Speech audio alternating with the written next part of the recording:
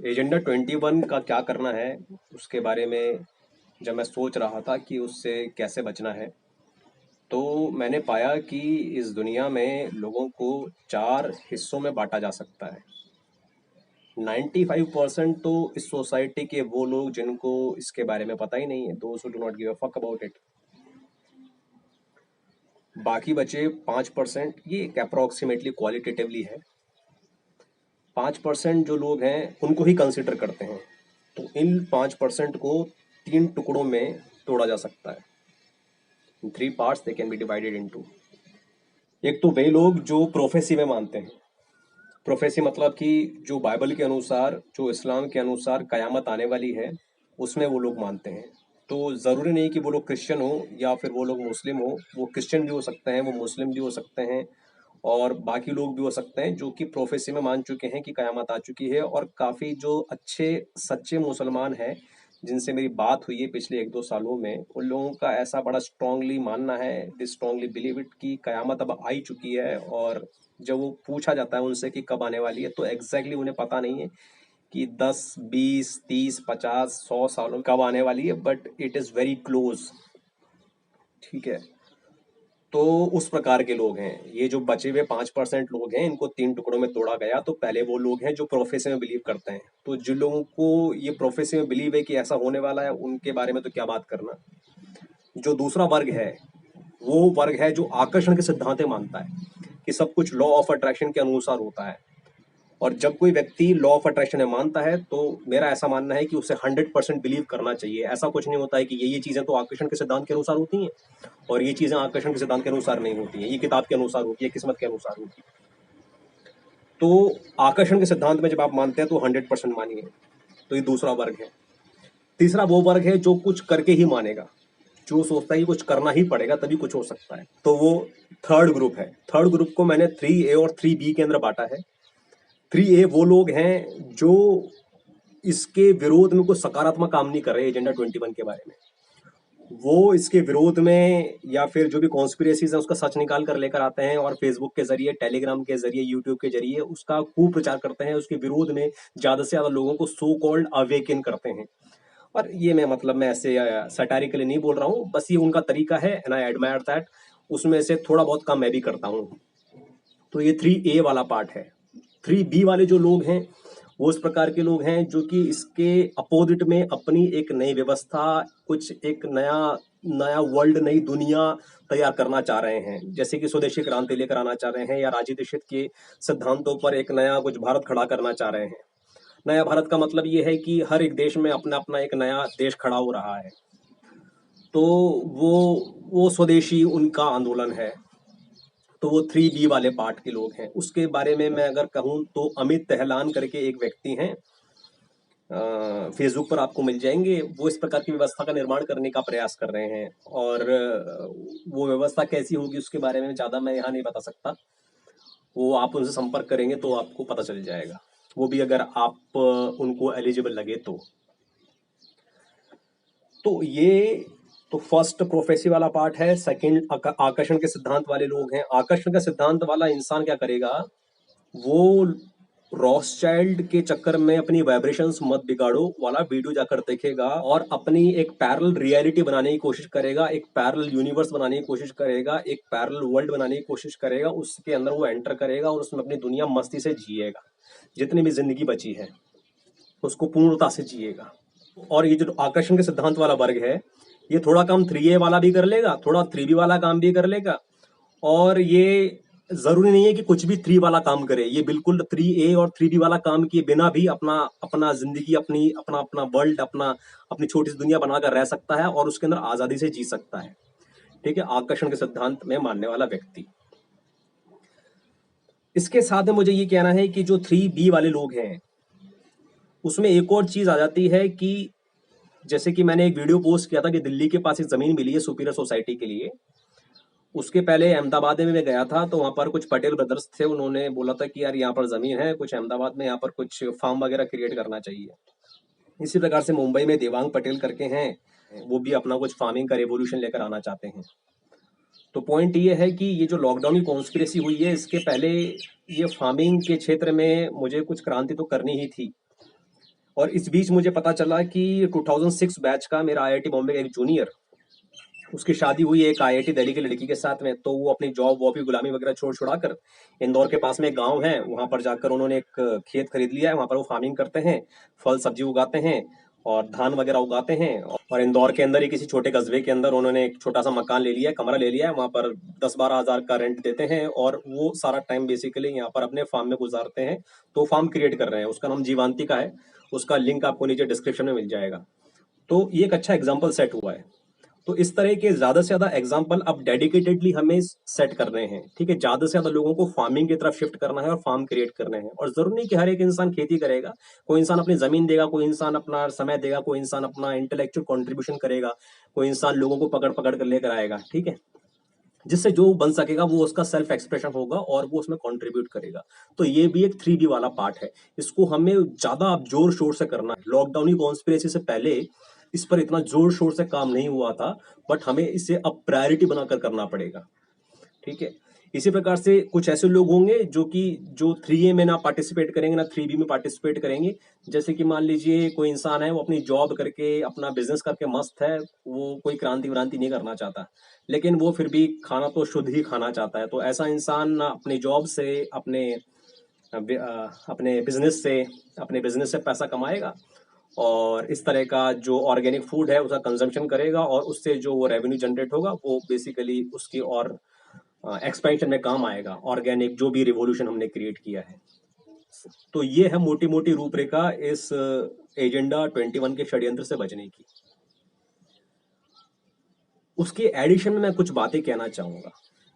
एक ने कहा कि 10-15 साल के अंदर सब कुछ खत्म हो जाएगा।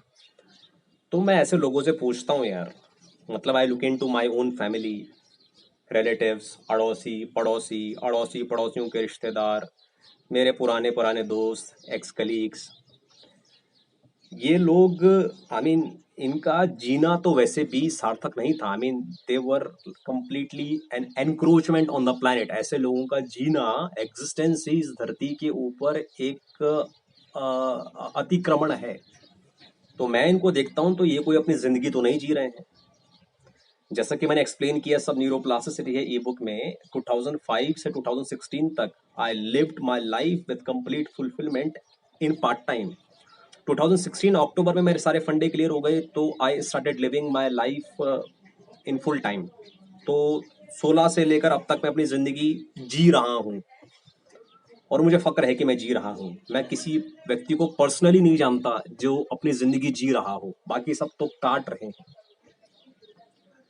ठीक है। तो मेरा पॉइंट ये है कि ये जो लोग बोल रहे हैं ना कि षड्यंत्र हो रहा है, प्रलय आ जाएगी 10 साल बाद या 20 साल बाद या 30 साल बाद, तो तुम लोगों ने तो वैसे भी क्या उखाड़ लिया था, जिंदगी तो वैसे भी तुमने जी नहीं थी। तो अगर तुम्हारी जिंदगी को थोड़ा और एक्सटेंड कर दिया जाए तो भी क्या मतलब निकलेगा। तो जो लोग इस भय में जी रहे हैं कि जल्दी प्रलय आने वाली है, कयामत आने वाली है, वो लोग तो पहले भी किसी न किसी भय में जी रहे थे। तो उनके लिए इस षड्यंत्र से बचना और थोड़ी और जिंदगी उन्हें मिल जाना, it is not something very fruitful. जब तक जिंदगी है तब तक जिया नहीं, और एक बार मर गया तो मैं ही नहीं। आप कहना क्या चाहते हैं? यही कि क्या फर्क है 70 साल और 6 महीने में? मौत तो एक पल है बाबू मोशाय। आने वाले 6 महीने में जो लाखों पल में जीने वाले उसका क्या होगा? बाबू मोशाय, जिंदगी बड़ी होनी चाहिए, लंबी नहीं। हद करते हो। मौत के डर से अगर जिंदा रहना छोड़ दिया तो मौत किसे कहते हैं? क्यों दोस्त?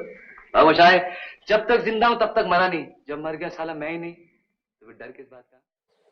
इसके साथ में मैं ये कहना चाहूंगा कि इस षड्यंत्र से कुछ बचकर निकल भी जाएं हम, तो भी हमारी जनरेशन के लिए है वो, जो 20 प्लस की है, 25 प्लस की, 30 प्लस की जो जनरेशन है।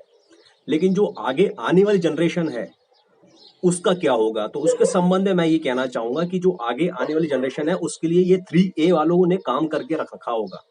जो जीके, जो जनरल नॉलेज हमें गर्मा गर्म परोसा नहीं गया स्कूलों के अंदर, कॉलेजेस के अंदर, अखबारों के जरिए, यूट्यूब के जरिए, डॉक्यूमेंट्रीज के जरिए, फिल्मों के जरिए, उनके हाथ में ये रेडीमेड इंफॉर्मेशन तैयार कर रखी होगी इन 3A वाले लोगों ने कि दुनिया का शासक कौन है और दुनिया के शासक कौन है और किस किस प्रकार के षड्यंत्रों से वो दुनिया को गुलाम बनाकर रखते हैं, ठीक है। पहली बात तो ये प्रिविलेज हमको नहीं थी। दूसरी बात, ये जो 3B वाले लोग एक पैरेलल व्यवस्था खड़ी कर रहे हैं, इस प्रकार की व्यवस्था की फैसिलिटी हमारे पास नहीं थी, ठीक है, तो जो नई आने वाली जनरेशन है उसकी बात कर रहा हूं मैं। तो उसके पास 3A वाले लोगों ने एक फैसिलिटी दे दी और 3B वाले लोगों ने भी एक फैसिलिटी दे दी है। इसके बाद में भी जब एजेंडा 21 लागू होगा तो एक नए आयाम के साथ नया एंस्लेवमेंट आएगा। आप ये कर सकते हैं, वो कर सकते हैं, ये नहीं कर सकते हैं, वो नहीं कर सकते हैं, यहाँ आ सकते हैं, वहां नहीं जा सकते हैं, ये अलाउड है, वो अलाउड नहीं है, ऐसे 3200 प्रकार के एंस्लेवमेंट आ जाएंगे। तो एंस्लेवमेंट के बारे में मेरा ऐसा कहना है कि जब भी कोई बच्चा जैसे जैसे 12-15 साल का हुआ है, वो 2020 में हो कि 2000 में हो कि 1920 में हो कि 1800 में हो कि 1500 ईस्वी में हो, जैसे जैसे वो बड़ा हुआ है ना, उसको दुनिया के एंस्लेवमेंट तौर तरीकों के नाम पर झेलने पड़े हैं। हर जमाने में, हर कल्चर में, पॉलिटिकल या एडमिनिस्ट्रेटिव लेवल पर या कल्चरल लेवल पर कुछ ना कुछ एंस्लेवमेंट होते ही होते हैं। भाई एक जमाना था जब मैं कभी एयरपोर्ट नहीं गया था, लेकिन मैं बड़ा हुआ, मैंने पैसे कमाए, मैं एयरपोर्ट गया तो मुझे पता चला कि एयरपोर्ट में यहीं से गाड़ी जाने की सुविधा है, यहीं से गाड़ी जाना अलाउड है, यहीं पर ही रुकना अलाउड है, गाड़ी का इतनी देर ही रुकना अलाउड है, ऐसे ही एंट्री अलाउड है, और ऐसे यहाँ नहीं जाना और वैसे वहां नहीं जाना और वैसे वहीं जाना और वैसे वहीं जाना है। हर चीज का एक तरीका है, तो वो तरीका बेसिकली एक एंस्लेवमेंट है। तो इसी प्रकार के तौर तरीके और आ जाने वाले हैं। तो कल्चरल तरीके बहुत सारे रहे। हिजाब बेसिकली, मंगलसूत्र, ये एक प्रकार का बलात्कार है। ऐसा कोई भी तरीका जो बलपूर्वक आपके बचपने से आपके न्यूरोप्लास्टिक कनेक्शंस के साथ डाल दिया जाए, जो कि एक एंस्लेवमेंट है, एक ऐसा एंस्लेवमेंट जो तरीके के नाम से आपके ऊपर डाला जाए और आप उसको तरीका मान के जिंदगी भर चलते रहें, है ना। तो स्कूल जाना चाहिए, बड़ों की इज्जत करनी चाहिए, बड़ों का कहना मानना चाहिए, ठीक है। तो ये सब एंस्लेवमेंट है किसी ना किसी रूप में, ठीक है। सड़क है, सड़क पर ट्रेन चला दी, ट्रेन का जब फाटक खुलेगा, जो सिग्नल है उसका फाटक खुलेगा तभी आप जा सकते हैं। एक सड़क बना दी, उसके ऊपर आपने टोल टैक्स लगा दिया। तो ये अलग अलग प्रकार के एंस्लेवमेंट हमेशा से लादे गए हैं। आने वाले कल में नहीं, ये आने वाले कल में भी होंगे, आज भी हैं और बीते हुए कल में भी थे, 100 साल पहले भी थे, 500 साल पहले भी थे, 1000 और 2000 साल पहले भी थे। तो एंस्लेवमेंट के नए नए आयाम आते रहेंगे, तो उससे लोगों को एकोमोडेट होना पड़ेगा और उसमें बागी भी निकलते रहेंगे, रेबल्स भी निकलते रहेंगे। तो ये आगे आने वाली जनरेशन के संबंध में मैं बात कर रहा हूं, ठीक है। तो जो आगे आने वाली जनरेशन रहेगी उसके लिए हमने जीके तैयार कर रखा है, उसके लिए हमने एक पैरेलल व्यवस्था तैयार कर रखी है, और उसको जिस एंस्लेवमेंट में जीना पड़ेगा वो एक नया प्रकार का तरीका होगा। उस नए तरीके के अंदर भी अपना जीवन स्वतंत्रता से जीने वाले बागी तैयार होंगे। इसके साथ में प्रशांत सारी ने नोएडा से एक प्रश्न भी पूछा था कि दिमाग का फोकस किस तरफ रखा जाए, ये समझ में नहीं आ रहा। मतलब मैं कॉन्स्पिरेसी में अपना दिमाग लगाऊं या फिर अपनी लाइफ पे फोकस करूं, मेडिटेशन करूं, पैसा कमाऊं, या जो भी सेल्फ इंप्रूवमेंट करना है वो मैं करूं। तो उसमें आपको ये बात समझने की जरूरत है कि आपके सेल्फ इंप्रूवमेंट का 10% पार्ट ही है ये कॉन्स्पिरेसी। विश्व के शासक कौन है, उनके षड्यंत्र क्या है और दुनिया में क्या चल रहा है। बट आपका फोकस जो है 90% अपनी लाइफ पर होना चाहिए और 10% उस तरफ होना चाहिए। मैं भी तो कर रहा हूं बेसिकली। जब आप greatest skill of my life और वर्तमान के साथ मेरे प्रयोग या फिर अपने आपका मेडिटेशन का कोई और तरीका ट्राई करते हैं, तो आप इस दुनिया से सेपरेट हो जाते हैं। पहले मैं कॉन्स्पिरेसीज पर बहुत बात करता था, बट एक टाइम आया कि मैंने बहुत लंबी दूरी बना ली कॉन्स्पिरेसीज से, क्योंकि वो कॉन्स्पिरेसीज और ये दुनिया के षड्यंत्र मेरी वाइब्रेशन के साथ छेड़छाड़ करने लग गए, तो मैंने दूरी बना ली उनसे।